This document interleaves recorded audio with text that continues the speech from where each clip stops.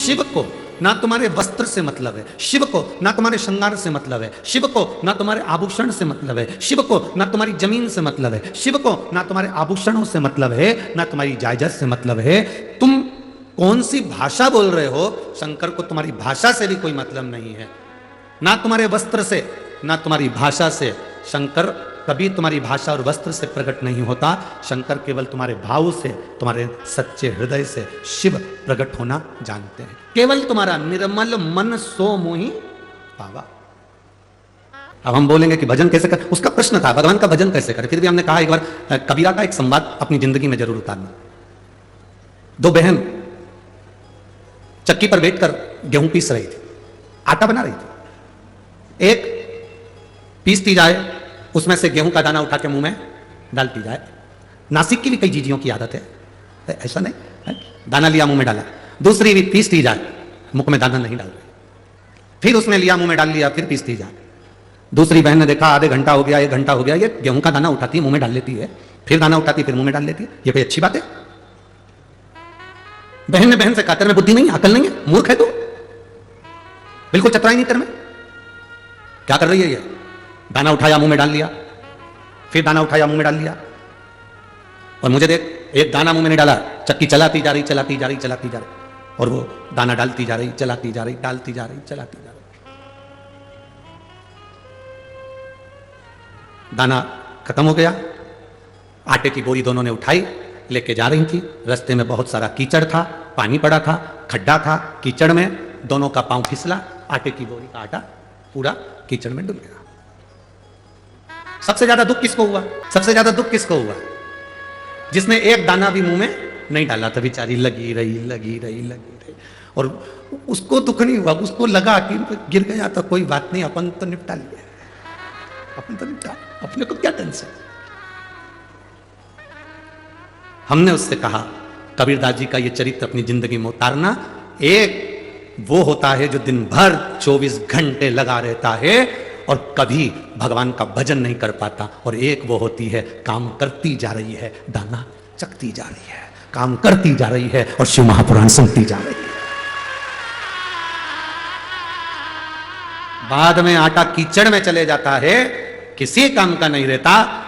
जो तुम्हारा समय चल रहा है, जो तुम्हारी सत्ता चल रही है, जो तुम्हारा वैभव चल रहा है, जो तुम्हें कुर्सी मिली, जो तुम्हें पद मिला, जो तुम्हें प्रतिष्ठा मिली, आप कहीं के आमदार बन जाएं, खासदार बन जाएं, अध्यक्ष बन जाएं, उपाध्यक्ष बन जाएं, कहीं कोई पद, प्रतिष्ठा, कुर्सी, पद, या आपके पास में वैभव, धन कुछ आ जाए तो उसका प्रयोग करना प्रारंभ करो। तो अपने चलते समय में, अपनी चलते हुए कर्म में, अपनी चलती हुई दुकान में, अपने चलते हुए क्रम में से थोड़ा थोड़ा भगवान का भजन मुख में डालना प्रारंभ करो और काम करते चलो। एक कथा हमने पहले कही, जब तक तुम्हारी नौकरी अच्छी चल रही है तब तक पत्नी के जेवर बनवाओ। इस कथा को सुनकर पत्नी बड़ी खुश हुई कि गुरुजी एक हमारे पक्ष के मिले जिन्होंने जेवर बनाने का बोला। तुम्हारी नौकरी अच्छी चले जब तक पत्नी के जेवर बना लो, प्रॉपर्टी खरीद लो, मकान बना लो, जमीन बना लो। दुकान अच्छी चले, पत्नी के जेवर बनाओ, बच्चों का काम करो, पढ़ाई कराओ, विद्याध्ययन कराओ, प्लाट बनाओ, मकान बनाओ, सब कुछ करो। दुकान चले, नौकरी चले, सर्विस चले, उस चलती हुई नौकरी में, उस चलते हुए व्यापार में तुम करोगे ना, तो तुम्हारा धीरे धीरे धीरे धीरे मकान भी बन जाएगा, जेवर भी बन जाएगा, काम भी हो जाएगा। मालूम पड़े जिंदगी का क्या ठिकाना। जब एकदम व्यापार, दुकान, सत्ता कुछ हटती है तो तुम कुछ नहीं कर पाओगे। इसलिए ये शरीर जब तक चले तब तक भगवान का भजन करते चलो, नाम स्मरण करते चलो। आप लोगों ने सुना होगा, पहले कथा में कहा था, जब तक शरीर चले और तुम्हारे घर में चले, दो चीजें हैं। पहला, बोलो बोलो जम के बोलो जरा, जब तक, इतनी धीमे बोलते हैं कि नासिक वाले, जब तक शरीर चले और जब तक तुम्हारे घर में चले। जब तक शरीर चले तब तक शिव महापुराण की कथा में जाओ, जब तक शरीर चले त्र्यंबकेश्वर दर्शन करने जाओ, जब तक शरीर चले गोदावरी नहाने के लिए जाओ, जब तक शरीर चले सप्तशृंगी माता का दर्शन करने जाओ, जब तक शरीर चले काले राम जी का दर्शन करने जाओ, जब तक शरीर चले तब तक सारे तीर्थ करो, कथा सुनो। शरीर चलना बंद हो जाएगा, तुम अपने बच्चों से कहोगी मुझे कथा में छोड़िया, पहला शब्द बच्चों का होगा, इतने ट्रैफिक में, इतनी भीड़ में हमारे बस की बात नहीं, हम नहीं लेके जाएंगे, कथा टीवी पे सुन लो। फिर तुम कहोगी रे अपने नासिक में हो रही है, नासिक के बाजू में हो रही है, चल। शिव महापुराण की कथा इधर नासिक, इधर त्र्यंबकेश्वर, बीच में महादेव की कथा। तू हमको लेकर चल। अरे इतनी भीड़ में क्या करोगे? शरीर चले तब तक कथा सुनो, शरीर चले तब तक तीर्थ करो, और तुम्हारे घर में चले तब तक इन दोनों हाथों से गौ माता को रोटी भी दो, संत ब्राह्मण की सेवा भी करो, और बहन बेटी का भी दान पुण्य करते रहो, और अपने हाथों से पुण्य कमाते रहो। अपने हाथों से पुण्य कमाते क्या मिलेगा? लोग हमसे पूछते हैं, महाराज जी आप कहते हो कि शिव महापुराण की कथा में शंकर के भक्त आते हैं। शिव तत्व की प्राप्ति आप जितना भजन करोगे, अपने मुख से अपने स्मरण करो। किसी को कुछ नहीं दे सकते, मत दो। 1 रुपए का दान नहीं कर सकते, बिल्कुल मत करो। अठन्नी किसी को नहीं दे सकते, मत दो। पर अपने ऊपर खर्च करो। इस शरीर से कहीं नहीं जा सकते, मत जाओ। घर में बैठो, पर मुख से राम नाम, कृष्ण नाम, शिव नाम, ओम नमः शिवाय, नमः शिवाय, श्री शिवाय नमस्तुभ्यम, राम नाम कृष्ण नाम जपते रहो। जब तक ये शरीर है, जब तक ये श्वासें चल रही है, 21,600 श्वास प्रतिदिन निकल रही शरीर से, उसमें आप भजन करते जाओ, स्मरण करते जाओ।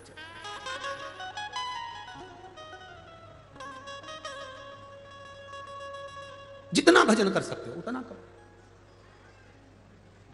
अरे मिलती है राम नाम की दौलत कभी कभी, कुछ कृपा उसने करी। जब तक वो कृपा नहीं करता तब तक कोई आता नहीं।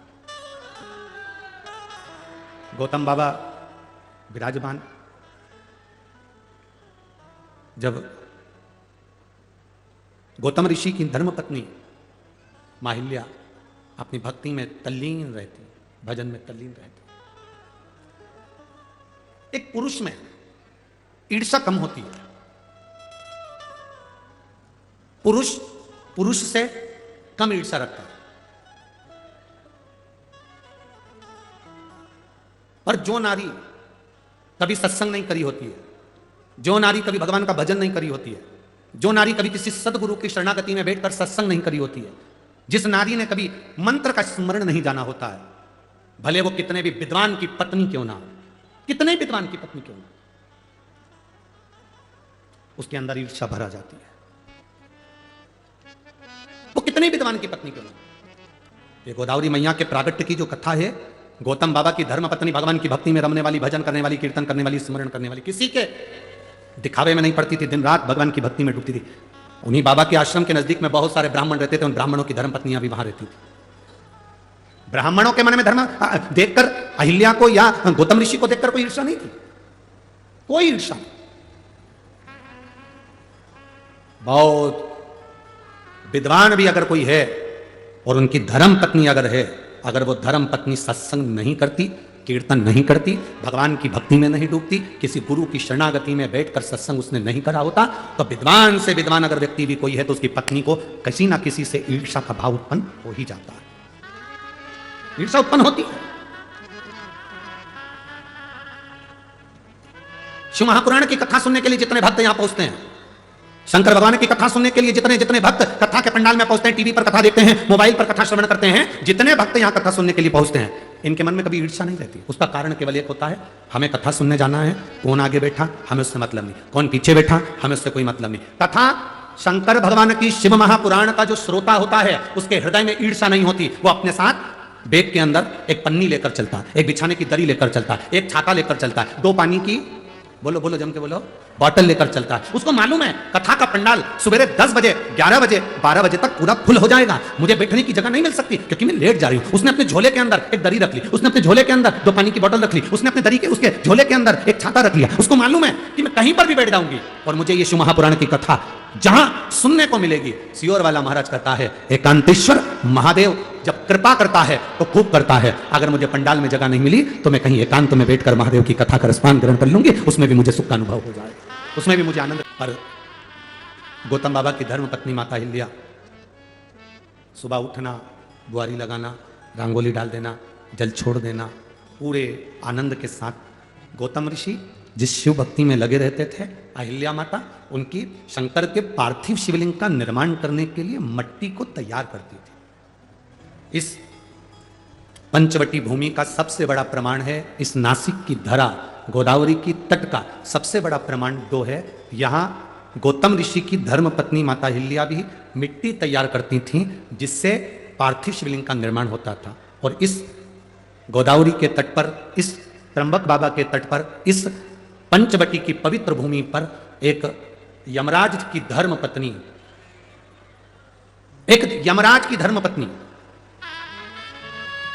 जिसका नाम था धुमोरना, वो भी मिट्टी को एकत्रित करती थी और शिवलिंग का निर्माण करती थी। एक गौतम बाबा की धर्मपत्नी, एक यमराज की धर्मपत्नी। इनका नियम था शिवलिंग का निर्माण, पार्थिव शिवलिंग की मिट्टी तैयार करना और तैयार करके अपने पतियों को प्रदान करना। यमराज को स्वयं धुमोरना मिट्टी देती थी और पार्थिव शिवलिंग का निर्माण करते थे। आपके स्मरण में होगा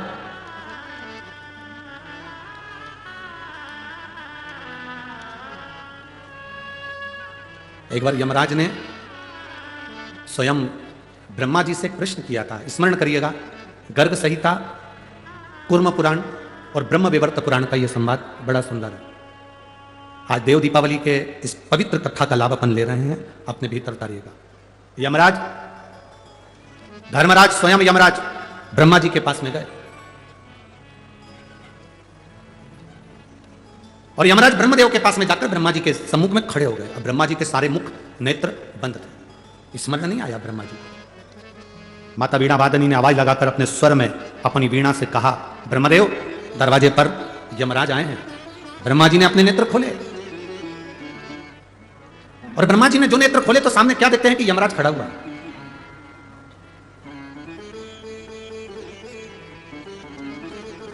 सम्मुख में यमराज खड़ा। ब्रह्मा जी ने पूछ लिया, यम, आज क्या बात है, तुम ब्रह्मलोक में आकर खड़े हुए हो?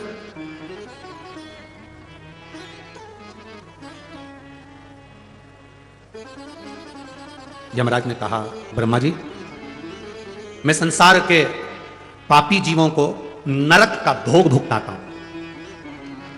मैं मृत्यु लोक से आने वाले जितने जितने पापी जीव हैं इनको यम का, नरक का भोग भुगताता हूं। इन जीवों को जब नरक का भोग भुगताता हूंगा तो उसका थोड़ा ना थोड़ा दोष मुझे भी तो लगता होगा। ब्रह्मा जी ने कहा, आप तो पूरा निर्णय देने के बाद भोग भुगताते हो तो आपको पाप लगना ही नहीं चाहिए। परंतु यमराज ने कहा, नहीं, मेरी धर्मपत्नी धुमोरना कहती है, मेरी धर्मपत्नी धुमोरना ने कहा कि अगर आप जीव को नरक का भोग भी भुगता रहे हो तो कुछ ना कुछ दोष तुम्हारी जिंदगी में लगेगा जरूर। मैं क्या करूं? ब्रह्मा जी ने कहा, इसका उत्तर तो मैं नहीं दे सकता, पर इसका उत्तर आपको भगवान नारायण दे सकते हैं। यमराज उसी समय पर ब्रह्मा जी को प्रणाम करे, यमराज के वहां से सीधे भगवान नारायण के पास पहुंच गए। नारायण के दरवाजे पर जैसी बैकुंठ में पहुंचे, माता लक्ष्मी नारायण के चरण दबा रही थी और यमराज ने आकर भगवान के चरणों को प्रणाम करा। जय जयकार हो प्रभु, श्रीमन नारायण, हर हर महादेव। प्रणाम पूछा, लक्ष्मी जी चरण दबा रही थी। लक्ष्मी जी ने संवाद किया, प्रभु यम आए हैं। भगवान नारायण के नेत्र खुले, उठकर भगवान नारायण बैठे। क्या बात है यम, कैसे आना हुआ? यम ने कहा, जीवों को जब मैं त्राण देता हूं, जीवों को जब मैं नरक भुगताता हूं, उस समय पर मेरे को भी तो दोष लगता होगा। उस दोष की मुक्ति कैसे, उस दोष का निवारण कैसे? भगवान नारायण ने कहा, सुनो यम, गौतम ऋषि की धर्मपत्नी मां अहिल्या स्वयं भगवान शंकर से प्रार्थना कर कर उनके सिर की गंगा की एक धार 7 केश हटाकर पृथ्वी पर लेकर आई है, जिसका नाम गोदावरी है।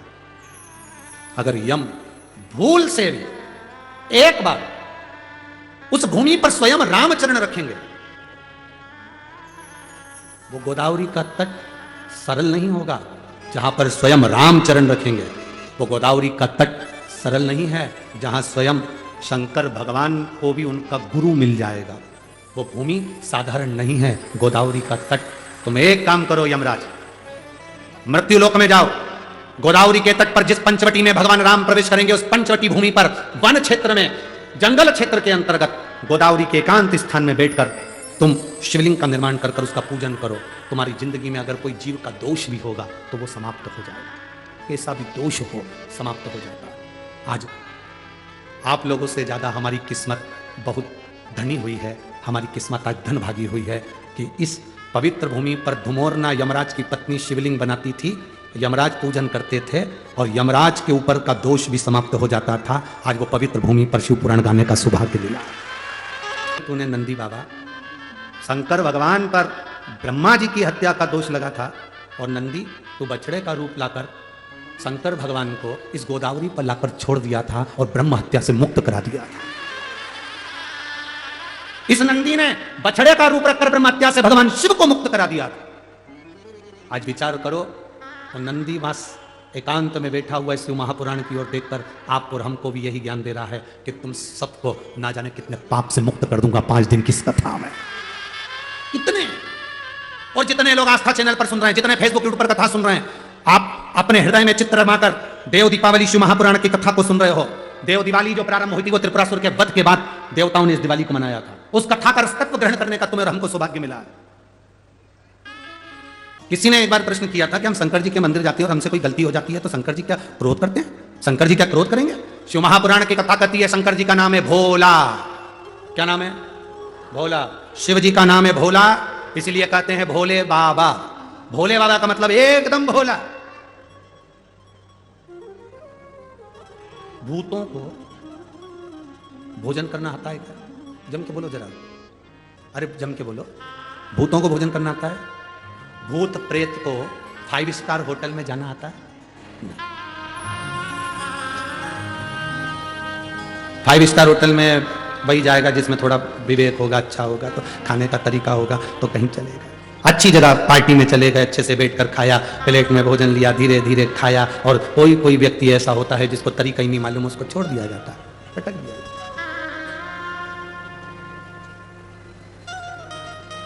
अब जो अच्छा व्यवहार करे, अच्छे से रहे, अच्छे से खाए, अच्छा बड़ा सारा गिफ्ट दे, उसको तो सब बुलाते हैं। बोलो जम के, बुलाते कि नहीं बुलाते? बुलाते हैं ना। जिसमें बुद्धि ना हो, विवेक ना हो, खाने का तरीका नहीं, रहने का तरीका नहीं, उसमें बोलने का तरीका नहीं, पहनने का तरीका नहीं, लोग उसे पागल कहते हो, बेकार कहते हो, ये किसी काम का नहीं। कभी कभी माँ कह देती है मेरे बड़े बेटे में बहुत समझदारी है, छोटे में अकल नहीं है, मूर्ख है, पागल है। मेरी एक बहू बड़ी समझदार है, दूसरी बहू में अकल नहीं, मूर्ख है, पगली है, बेवकूफ है, कह दिया माँ ने। एक समझदार है और एक पागल है, बेकार। जो समझदार है उसको दुनिया अपना बनाती है, और जो बेवकूफ है, पागल है, जिसको दुनिया ठुकरा देती है, उसको महादेव अपना बना लेते हैं। उसको महादेव अपना बना। तुम 4 बहनें हो, 2 बहन पैसे वाली है, मायके जाती है, सम्मान होता है, रिश्तेदार सम्मान करते हैं, उनको बुलाते हैं, आदर देते हैं। तुमसे बड़ा लिफाफा 1000 का 500 का उसको मिलता है। तुम गरीब हो, साधारण हो, तुम्हारे पास में ना तो ज़्यादा गाड़ी है ना बंगला है, जो किस्मत में लिखा था वहाँ शादी हो गई। तुम अपनी ज़िंदगी साधारण से जी रही हो। बहन के घर शादी में गए, सबको अच्छा लिफाफा दिया, सबको अच्छी साड़ी दी, तुमको कमजोर साड़ी दे दी, तुमको कमजोर लिफाफा दे दिया, तुम्हें साधारण सा मिठाई का डब्बा दे दिया। क्यों? बाकी की बहन पैसे वाली थी, धनपति थी, बाकी के रिश्तेदार पैसे वाले थे, उनको अच्छा दिया। तुम साधारण थी, तुम्हें साधारण दे दिया। तुम घबराना नहीं, रोना नहीं, कभी अंदर से टूटना मत, अंदर से कभी मत टूटना कि मेरे बाकी के रिश्तेदारों को तो मेरी मासी ने खूब दिया, मेरी मामी ने खूब दिया, मेरे चाची ने खूब दिया, मेरी काकी ने खूब दिया, मेरी बुआ ने खूब दिया, बाकी को दिया, मुझे कम दिया क्योंकि मैं साधारण परिवार से हूं। शिव कथा कहती है जो बहुत विद्वान है, बहुत बहुत प्रबल है, उनके लिए पूरी दुनिया पड़ी है, जिनको कोई नहीं पूछता, जिनका कोई आदर नहीं करता, जिनको लोग ठुकरा देते हैं, शिव कहते हैं उनको मैं अपनाता हूं, वो मेरे हैं। भूतों को कौन पूछेगा? प्रेतों को कौन पूछेगा? गरीबों को कौन पूछेगा? आपके पास में किसी अमीर मंदिर में देने के लिए धन नहीं है, बहुत सेठों का कोई मंदिर गए, तुम्हारे पास में देने के लिए पैसे की गड्डी नहीं, कोई सोना नहीं, कोई चांदी नहीं, कोई हीरा नहीं, कोई पन्ना नहीं, कोई आभूषण नहीं, कोई आभूषण नहीं, कोई आभूषण, कोई रत्न सोना चांदी नहीं। आप वहां पर जाकर सोचोगे मेरी बहन ने अभी कार्यक्रम करवाया था, वहां पर गई थी, वहां जाकर उन्होंने इतना दान करा, मेरे पास कुछ नहीं है। तुम कभी ना घबराना, तुम्हारे पास मेरे भोलेनाथ जी ने 1 लोटा जल दिया है, उसको दिल से तुम महादेव को चढ़ाती रहना, उसके करीब नहीं जाती, वो नजदीक है।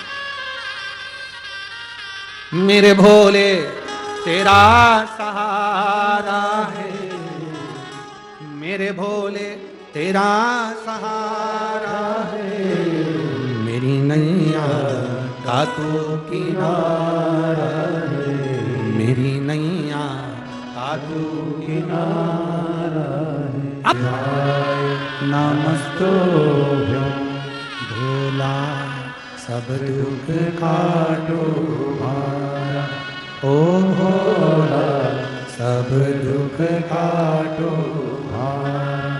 शिव शंकर जपूं तेरी माला, भोले बाबा जपूं तेरी माला, भोला सब दुख काटो भारा।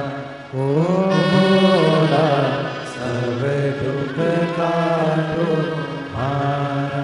वेश है मंगल मंगलकारी, वेश है मंगल मंगलकारी, शमशान वासी हमारा, शमशान वासी हमारा।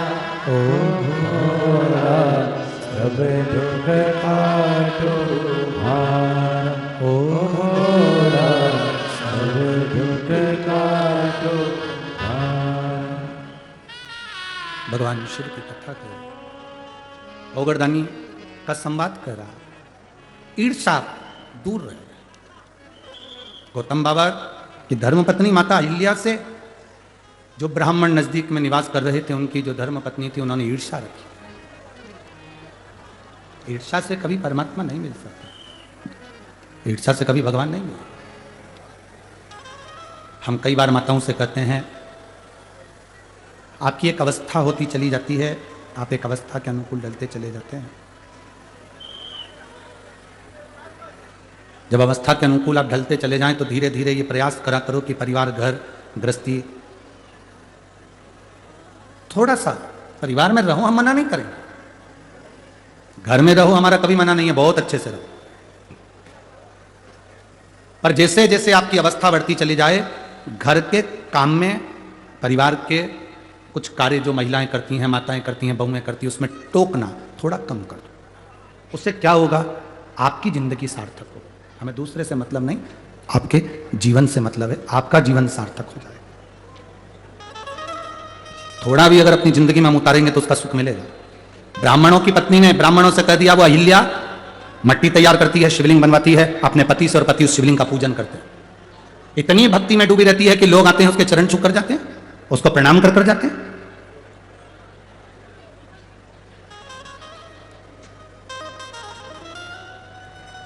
किस नारी का सम्मान सबसे ज्यादा होता है? कहा, जो दूसरे के लिए समर्पित है। अर्थात कोई आ गया भूखा, भोजन करा दिया, प्यासा आया, पानी पिला दिया, बहन बेटी आ गई, उनका आदर कर दिया, सम्मान कर दिया, सत्कार कर दिया, कुछ मिलता है उसे। ब्राह्मणों की पत्नी कोई अच्छा नहीं लगा अहिल्या को देखकर, ईर्षा जाग गई। ब्राह्मणों में ईर्षा नहीं थी, गौतम बाबा को देखकर भी, उनकी धर्मपत्नी को देखकर भी ईर्षा नहीं, पर ब्राह्मणियों की ईर्षा जागृत हो गई।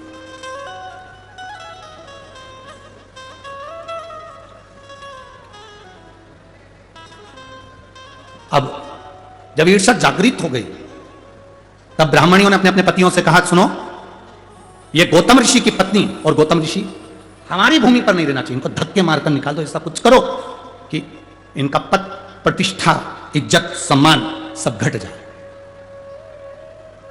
कुछ ऐसा करो कि इनकी पद, प्रतिष्ठा, इज्जत, मान, सम्मान कुछ घट जाए, करो कुछ ऐसा।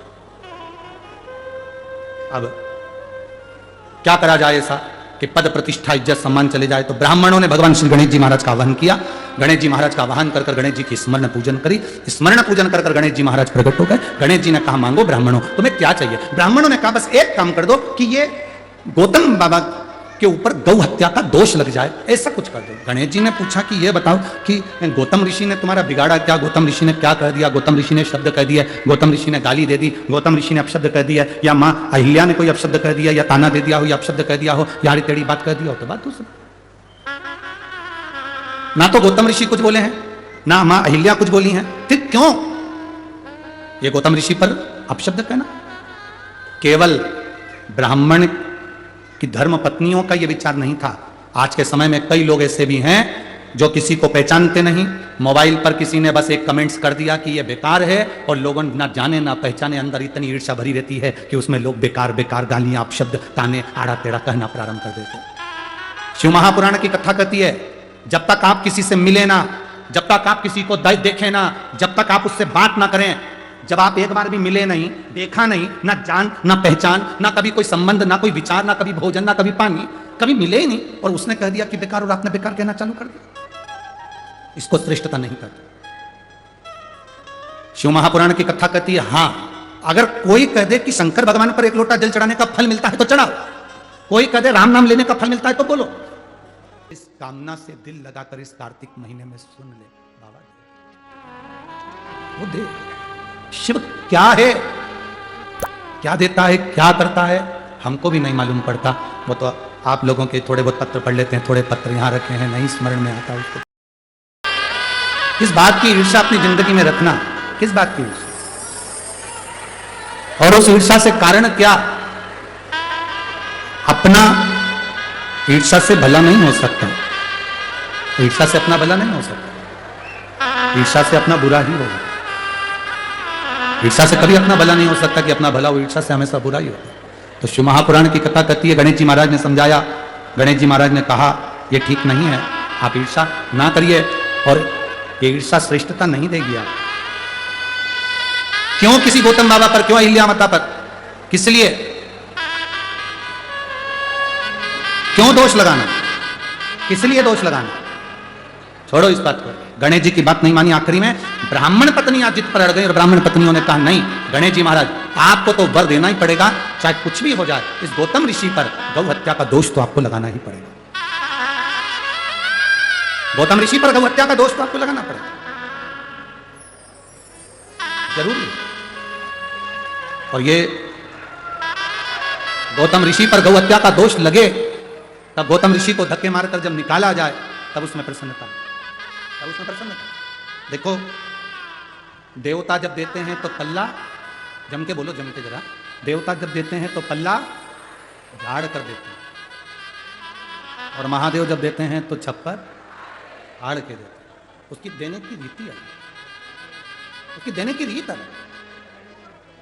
ईर्षा रखने वाले कितनी भी ईर्षा करें, कपट करने वाले कितना भी कपट करें, पांव खींचने वाले कितना भी पांव खींचें, अपशब्द कहने वाले कितना भी अपशब्द कहें, ताने देने वाले कितना भी ताना दें, गाली देने वाले कितना भी गाली दें, आड़ा टेढ़ा कहने वाले कितना भी आड़ा टेढ़ा कहें, पर जब मेरा महादेव स्वयं त्र्यंबकेश्वर बनकर कृपा करता है तो दुनिया देखती रह जाती। वो कहे, गणेश जी ने समझाया, नहीं मानी, और गणेश जी के समझाने पर भी नहीं मानी, तब गणेश जी गाय बन गए, और गणेश जी गौ माता बनकर, दुर्बली सी गाय बनकर, दुर्बल सी गाय बनकर वहां विहार करने लगे, गौतम बाबा की उस कुटिया में विहार घूम रहे। आज गणेश जी को भी प्रसन्नता है कि मैं किस जगह पर गया हूं, किस जगह पर, जिन गौतम ऋषि की इस तपोस्थली में, जहां शंकर के पार्थिव शिवलिंग का निर्माण होता है, जहां माता अहिल्या मिट्टी को मसकर सुंदर तैयार कर पार्थिव शिवलिंग का निर्माण करती है, और उस निर्माण का सुख गौतम ऋषि के आनंद में, दर्शन में होता है। आज मुझे प्रसन्नता है कि आज गणेश जी सोच रहे हैं, विचार कर रहे हैं कि मैं इतनी सुंदर जगह पहुंचा। प्रसन्नता। जैसे देवराज नाम के ब्राह्मण को चोरी का धन ले जाकर शंकर जी के मंदिर में बैठ गया था, और उसको अंदाजा नहीं था क्या मुझे कैलाश धाम मिल सकता है, क्या मुझे कैलाश धाम मिलेगा, उसको अंदाजा नहीं था, क्या कैलाश मिल सकता है। शरीर में बुखार है, ताप पड़ रहा है, कष्ट हो रहा है, शिव मंदिर के अंदर चोरी के धन की पोटली लेकर बैठ गया, ताप कष्ट बहुत था, बुखार।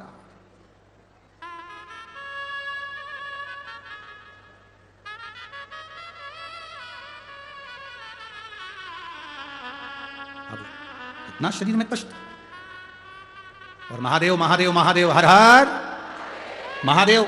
मंदिर के अंदर पंडित जी चिल्ला रहे थे, और देवराज नाम के ब्राह्मण को गुस्सा आ रहा था, क्योंकि उसके शरीर में कष्ट था। जब शरीर में बुखार आता है, ताप बढ़ता है, शरीर में कष्ट बढ़ता है, भोजन छूट जाता है। जब घर में पाप बढ़ता है, व्यसन बढ़ता है, आड़ा टेढ़ा धन बढ़ता है, तो भगवान का भजन छूट जाता है। तुम रोज, पहले तुम भगवान के व्रत कर लेती थी, तकलीफ नहीं आती थी, पूजन कर लेती थी, तकलीफ नहीं आती थी, नवरात्रे गणेश जी सब अच्छे से करती थी। अब जैसे जैसे बहुएं आ गई, परिवार बढ़ गया, पोता पोती नाती पंती सब होते चले गए, घर में पूजन का मन नहीं करता, अब अच्छे से कोई पूजन पाठ नहीं होता, मन नहीं लगता। समझ लेना, बुखार बढ़ा तो भोजन छूटा, शरीर में ताप बढ़ा तो भोजन छूटा, पेट दुखा, सिर दुखा, कुछ भी दुखा तो भोजन छूटा, और घर में अगर पाप बढ़ा कुछ कष्ट, ये पाप कर्म जब घर में बढ़ता है तो भजन छूट जाता है, भजन छूट। आज देवराज मंदिर से बाहर निकला, बेलपत्री के वृक्ष के नीचे देवराज बैठ गया। शरीर में कष्ट था, बहुत कांप रहा था। बेलपत्र के वृक्ष के नीचे उसके प्राण छूट गए, प्राण छूटे।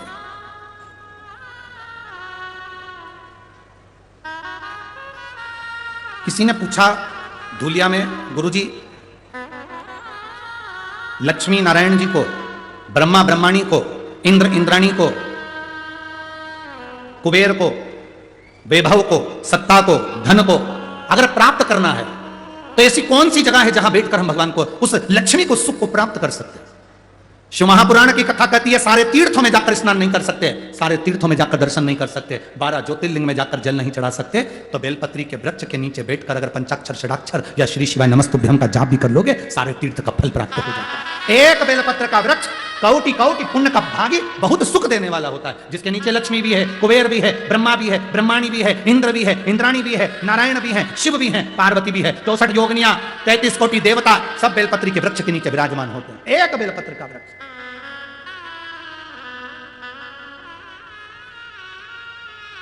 लोग हमसे कहते हैं गुरुजी आपके पास में कोई माला हो ना तो हमको दे दो, हमारे पास में एक बेलपत्र रहती है पोथी की, हम वो दे देते। क्यों? पद्म पुराण में लिखा है, गर्ग संहिता में लिखा है, स्कंद पुराण में लिखा है, शिव महापुराण में लिखा है, एक एक पुराण को उठाकर देखना, पूरी पुराणों में लिखा है, एक बेलपत्र जब हम किसी को दान देते हैं, एक बेलपत्र जब हम शिव महापुराण पर, या एक बेलपत्र जब हम शंकर जी के शिवलिंग पर समर्पित करते हैं, तो 1.25 मन सोने के सिंहासन पर शालिग्राम भगवान को 1.25 मन सोना चढ़ाकर किसी ब्राह्मण को दान दे दो, उतना फल केवल एक बेलपत्र दान करने से, शिव को समर्पित करने से मिल जाता है। एक बेलपत्र, इतना फल है। क्या बेलपत्र में लोग कहें बेलपत्र थी गुरुजी ने? हमारी तो पूंजी, अगर कोई हमसे कहे कि सियोर वाले महाराज की पूंजी क्या है, तो एक रुद्राक्ष और एक बेलपत्र, ये दो पूंजी है, इससे बढ़कर कोई सुख नहीं है, ये पूंजी है, इसका आनंद है। कष्ट हुआ शरीर में उठाई खाली, दुख हुआ जीवन में, एक रुद्राक्ष का जल थोड़ा सा अपने हृदय से लगाया, आनंद पाया। जिस दिन तुम देव अधिदेव महादेव को पहचान गए, उस दिन तुम्हारी जिंदगी सार्थक हो जाएगी। बिंदु देवराज के प्राण छूटे, कैलाश धाम गया क्योंकि माता ने जल चढ़ाया, तो जल चढ़ाने का फल मिलता है। दुनिया भले हंसे तुम पर कि पानी चढ़ाने से क्या होता है, बेलपत्र चढ़ाने से क्या होता है, शिव महापुराण की कथा सुनने से क्या होता है। पर हर महा कल की कथा में मां गोदावरी के प्रागट्य की कथा का स्मरण करेंगे, आगे बढ़ेंगे। देव दीपावली का स्मरण करते हुए लक्ष्मी जी को देव दीपावली के दिन कैसे पूजा जाता है उसका स्मरण कल की कथा में करेंगे।